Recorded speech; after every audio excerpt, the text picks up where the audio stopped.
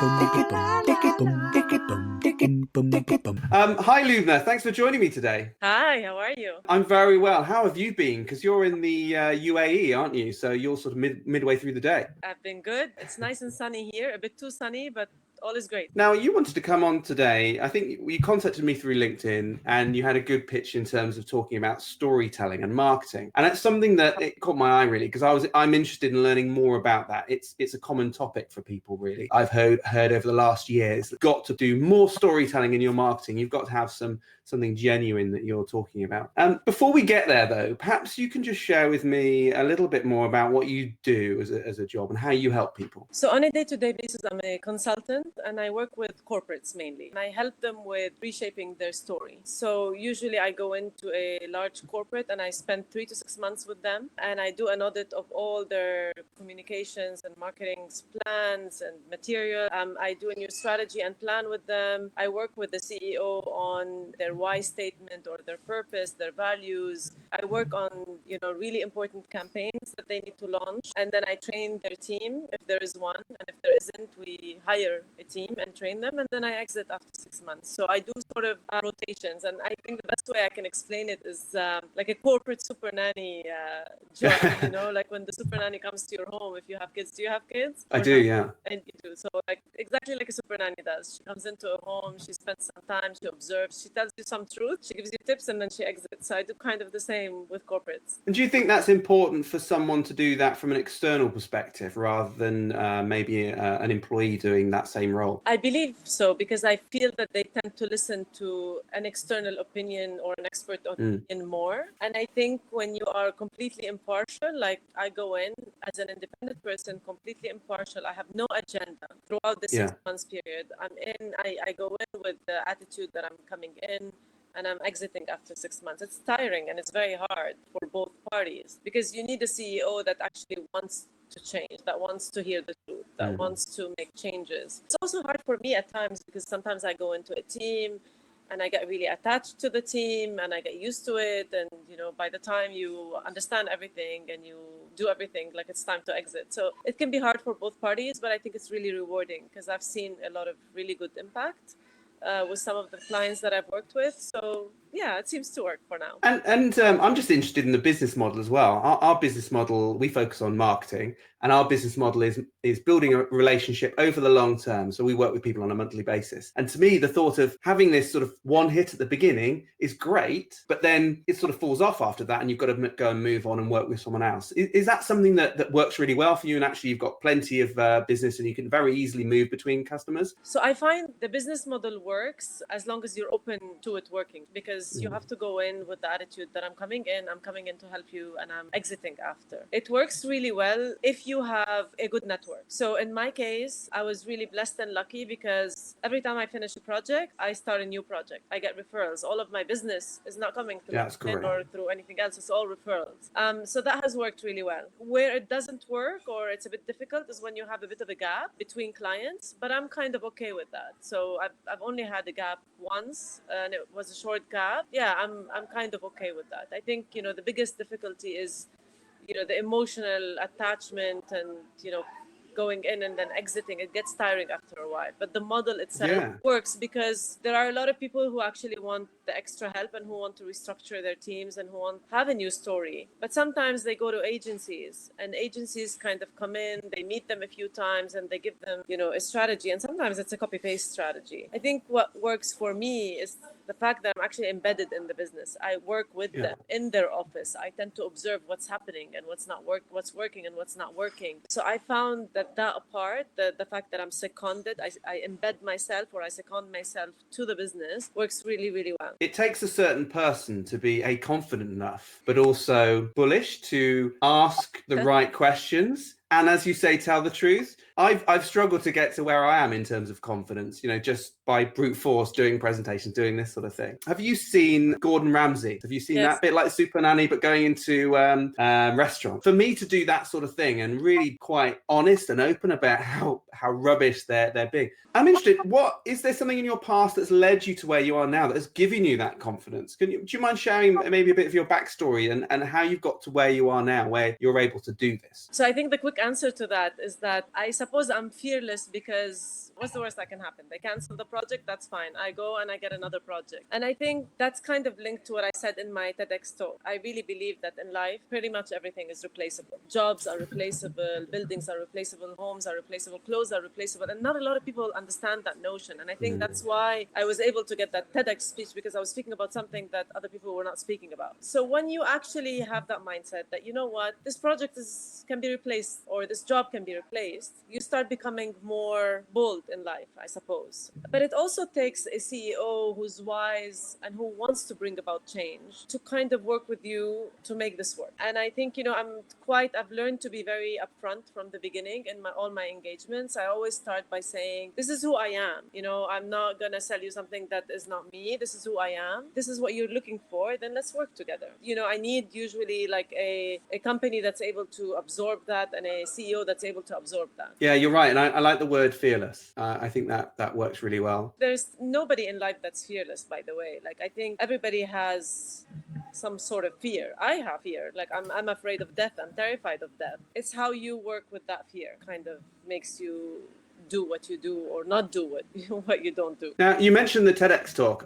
I'm fascinated by this, and it does. I've listened to it, and it talks through a lot of your past and how that sort of brought you to where you are. I'm interested in why you decided to do a TEDx talk, why you felt that was the right thing to do, and also just some of the challenges involved around that. So I was kind of an offline person for the longest time. At one point, so I had all the social media accounts, but I didn't use them. I used them for auditing purposes, because when I work with clients, I have to go in and audit, what their competitors are doing, etc. And I used to obviously watch certain people who inspire me. And one of these people was Gary Vee, who everybody knows. And in one of his videos, he says, I do all of these videos and talks, and I want to leave them as a trace for my kids so that one day they can refer back to these videos and know exactly what I stand for. As a person, I'm terrified of death, as I told you. And it just kind of like hit me on that day. I was like, oh my God, I don't have any videos out there on YouTube. So my kids, the older one is quite exposed to me, but the younger one is not. He's only 3 years old. And I'm like, if God forbid something happens, I want my kids to be able to refer back to these videos and know what I stand for and how I think. And I thought, what could I do to actually do that, make that happen really quickly? I thought that a TEDx talk would be the best option because I wanted my kids to actually come in and listen to me do it while I do it. And so I applied for a TEDx talk, and I wanted something that was very genuine. Like, my TEDx speech was not overly prepared, to be honest. If I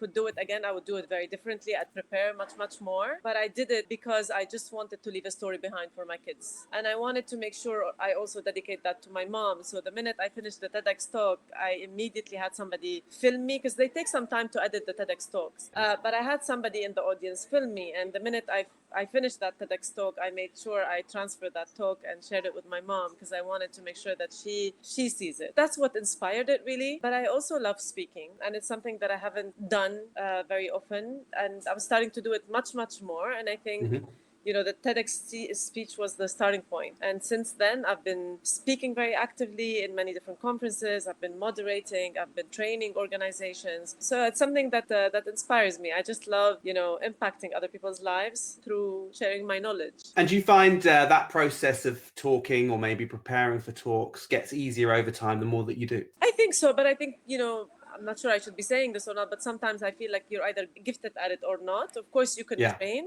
In my case, it's something that's very genuine. That's, I think, a gift that I love to do. I don't need to overly prepare every time I speak, because it's just something that I speak about a lot of personal experiences as well, without oversharing, I'd say. And because I do that, I come across as a very real person. I'm not fake. I just talk from my heart, and I try to give all the knowledge that I have. And I think that kind of resonates well with people. I try to connect with people as much as possible. I think there's a lot of influencers out there and a lot of speakers that are just fake, like they make everything sound so polished.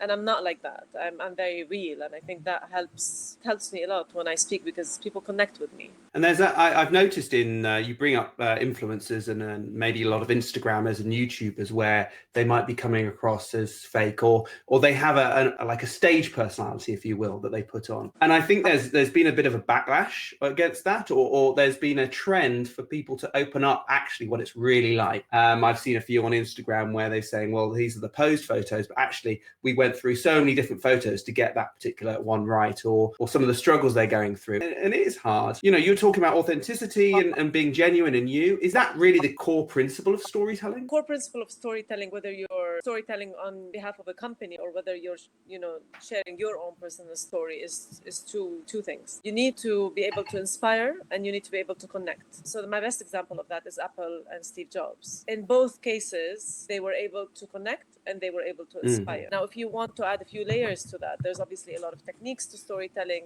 but you need to be able to entertain, you need to be able to share knowledge. So the hooks, though, like the main two hooks are connect with your audience and inspire them. If you can entertain them and share knowledge, that's obviously much better, but you need to start with these two.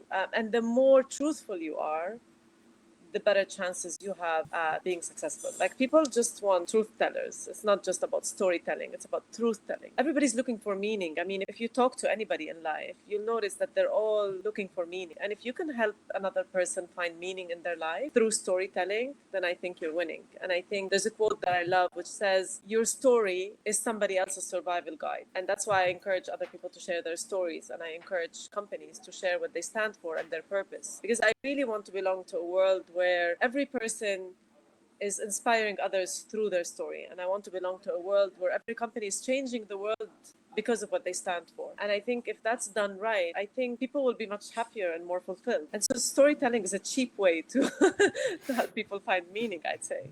Are you able to walk me through the process of how your 6-month program with a company, a founder, CEO and their team? Are you able to walk through some of the elements and the process that you go through without obviously giving away some of the insider knowledge that you have? So first and foremost, I need to make sure that I'm working with a CEO that believes in this wholeheartedly and that wants to hear whatever I'm able to say. Just exactly like when you recruit a super nanny and you're ready to hear what the super nanny has to tell you. Yeah, so you have to be open. That's the very important thing to be. I be in my home one day, and I ended up filming her, and I'll be releasing the videos also. Oh, really? Yes, yes, absolutely. But it's actually quite cool. Like, she just sits with you and she observes, and she's just hilarious. Like, she tells you things, and you're like, okay, you're right.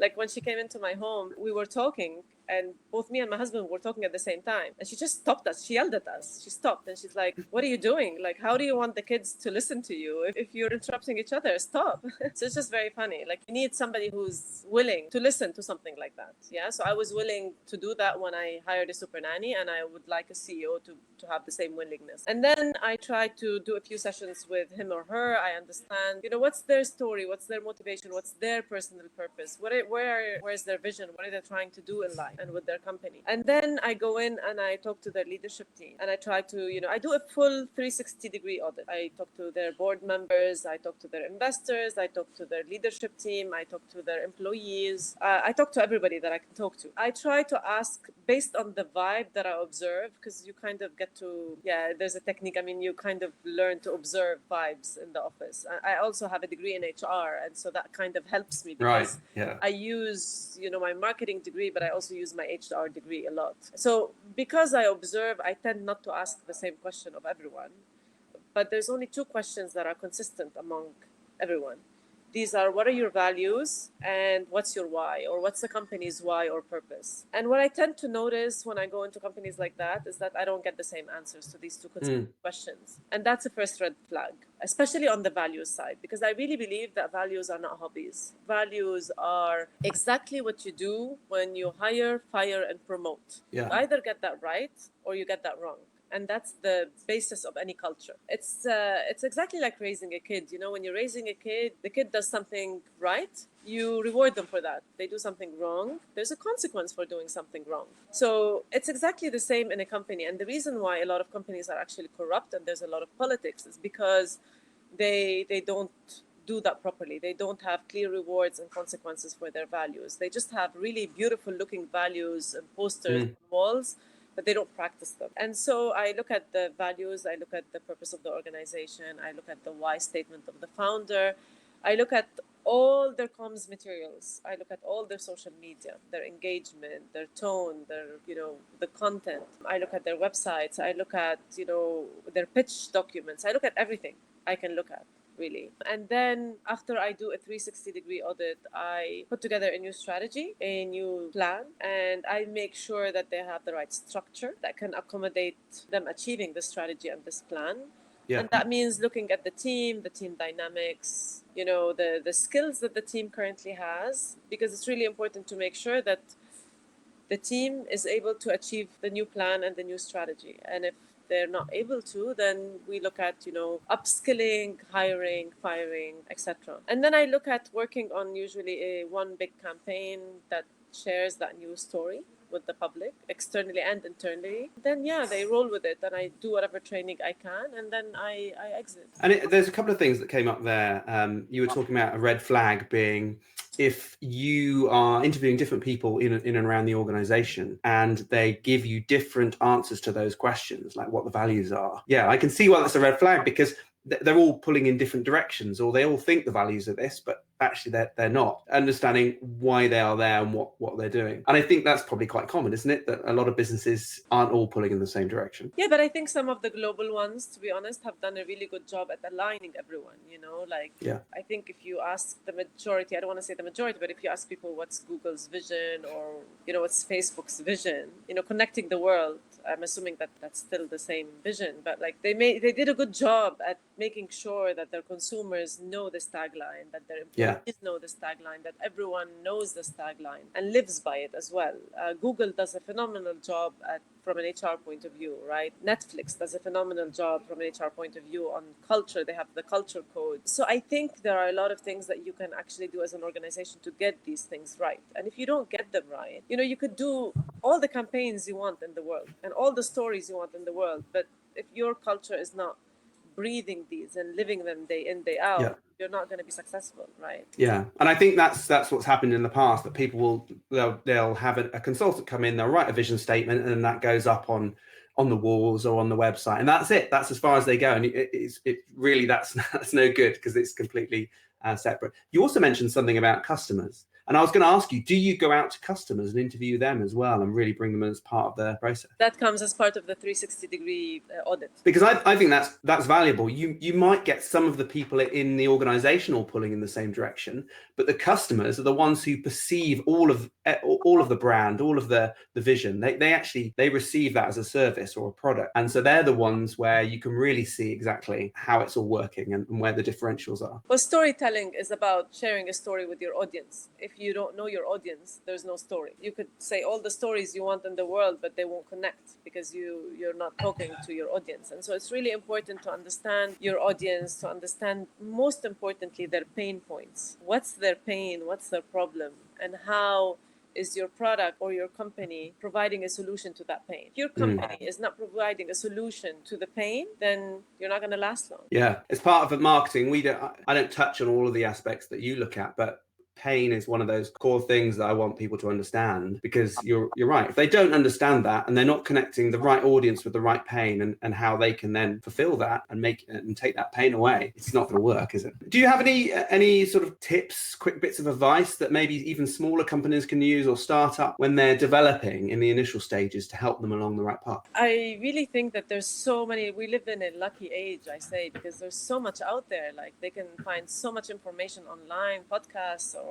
through just being online. This is not rocket science. It's really very simply about looking at your audience, trying to connect with them in a very authentic and genuine way. It's also about being unique and different and fearless, because those that are kind of doing the same thing as everybody else are not getting any attention these days, because as consumers, we're over bombarded with so many things. And so the ones that are being unique and different and real and fearless and truth tellers are the ones I find that are winning. I also think it's important to have the right champion carry your message. Your employees are your champions. So many companies are not utilizing their employees, like if you go on LinkedIn on any average day, and I'm new to LinkedIn, right? I only started this whole thing in February, and I observe like all the content that's out there and who's putting it. You find so many coaches, consultants, suppliers putting out content, but employees are sitting there consuming that content, but they're not doing content themselves. Yeah. And companies are missing out on that because they can actually have their own employees be their ambassadors. And if they only cared enough about employees' success and cared enough about promoting their employees' brands, I think they would get so much out of their employees. I see so many restrictions in companies, like, you can say this and you can say that. And it's like, you know what? I understand I'm employed by you and I respect that, but I'm my own voice and I want to make my own impact in the world as long as I'm not breaching your key messages, I'm not breaching your key guidelines. So I just think they should use their champions more. These are their employees, these are their suppliers, these are their customers. And I think it's also about using the right influencers as well. And I think, I really believe that marketing is no longer about a company pushing out a message to its customers or to its audience. It's about the audience talking together, talking about that company. It's all about user-generated content, right? So I really think that companies should work less towards pushing down a message on their audience or their consumers, and more towards creating user-generated content. They should really, if I had to summarize it in one sentence, I'd say brands need to lead conversations. So that's what I hope brands can get to. Yeah, I was going to say, actually, some of the best campaigns I've seen are where a brand or an individual isn't just making a statement, they're sort of seeding ideas out there. Right. And the people who follow them are running with it, and then they're encouraging that. I think that's the best thing, that, okay, you're not totally in control of it. And you've got to realize that you won't be in control of that message, but you can sort of push it in the right direction. You can nudge it, you can encourage it, and that's where you're going to get the most from it. And it's going to be genuine rather than this just advertisement or these pushed messages just going out there from going through the brand channels. I really believe in creating movements, and I think when you do that, and it's very genuine, and it's actually a movement that is supporting a cause that your audience relates to or the majority relate to, then I think you have a good chance at being successful. So if you look at Simon Sinek, for example, or Gary Vee, it's not too much, Simon Sinek pushing his message out. I mean, he did it at the beginning through his TEDx talk, and then he keeps doing that every once in a while. Today, it's a lot of people saying Simon Sinek said that, it's all user-generated content. That's because he created a movement and people joined his movement. And so I really would encourage a lot of companies to actually do the same, provided that they are very, very genuine about that movement. And they're not doing it just for the sake of marketing and selling. We live in a new age now.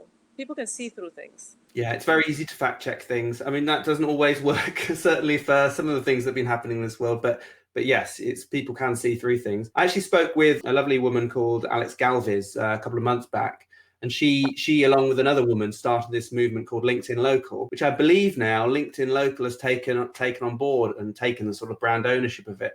And are developing it. But that was in part done through sort of building this genuine movement over time, little bit by little bit, pushing it forward and developing it. I think that's the way to do it. You just can't rush into these things. It's, as you say, it has to be genuine, and you have to build up that momentum. I'll move on to a sponsor. Then I'm just going to touch on a few other things that we've put out recently that might be interesting. This episode is sponsored by 34sp.com.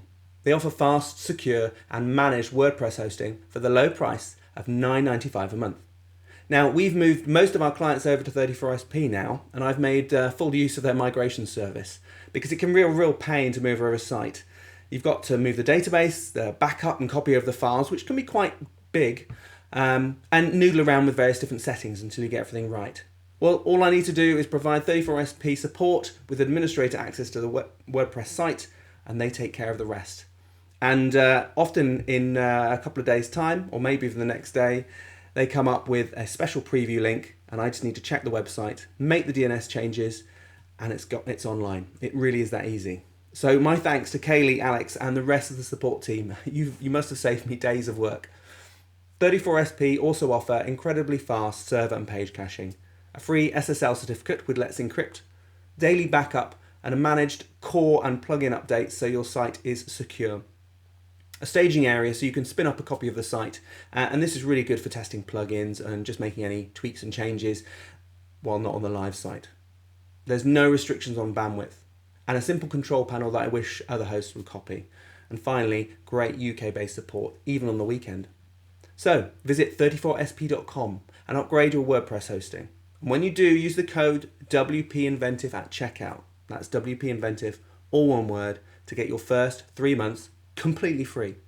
I'll just move on to a podcast interview I did a month or so back with a lovely chap called Ben Everard. And it's all about the art of problem solving. Now, I'm bringing it back up again because I've had lots of feedback when I've gone out to workshops and networking events, people saying they've seen this one. So I thought I'd just make sure everyone else has had a look at it. Ben is actually a really good talker or speaker. I heard him at Bristol WordCamp, and there's lots of good advice in there, particularly if you want to know what rubber duck programming is, because it's going to explain it in this episode. And just finally, actually, Lubna, you might be interested in this. I was listening to a podcast, or the Vergecast podcast. Normally they talk about technology, the new iPhone and all that sort of stuff, but actually they had an interview with a sister podcast, which is all about changes in the music industry and how streaming is affecting that. Because really we went from albums, CDs and vinyl through to iTunes, making singles more accessible. And now streaming has really changed the way not only things are distributed, but also how music is made. One interesting thing I learned on there is that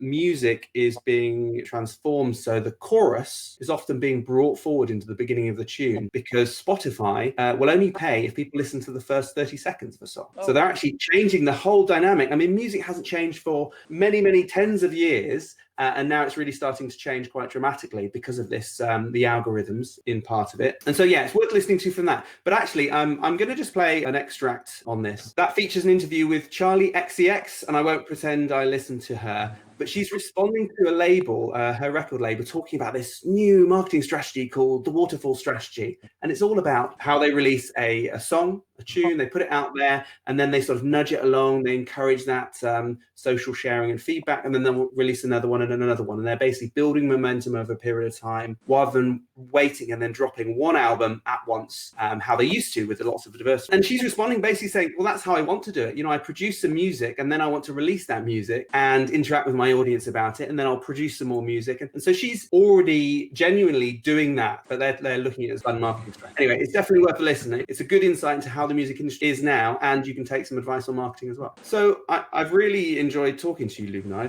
Thank you. I think storytelling for me is not a buzzword. It's just something we need to do, and we need to find what our story is by maybe working with someone like you, or maybe even talking to friends and family and getting that sort of third party who hopefully is honest, is going to prod you in the right way, and then implementing that in a way that is comfortable for you, and maybe sort of is that you're able to push that out there a bit more. Where can we find out more about you online? Best place to find me would be on LinkedIn, because that's the place where I'm most active. Otherwise, you can visit any of my personal website or my company website, and my emails are there and my phone numbers are there. Okay, and I'll make sure all the links are in the show notes. If you want to find me, I'm at Ben Kinnaird on Twitter, or you can, as I mentioned before, you can contact hello@ratherinventive.com. You can find the show notes for this episode there at ratherinventive.com/podcast. And while you're there, you can subscribe to our YouTube feed, or if you're audio only, you've got iTunes, Stitcher, Spotify, and you can support the podcast if you found it useful. Do share it with someone else, or you can leave a rating on iTunes. Check out our sponsor, really, the Inventive Marketing Club. Thank you so much. Great to talk to you, Lubna, and hopefully catch you again another time. Thank you so much.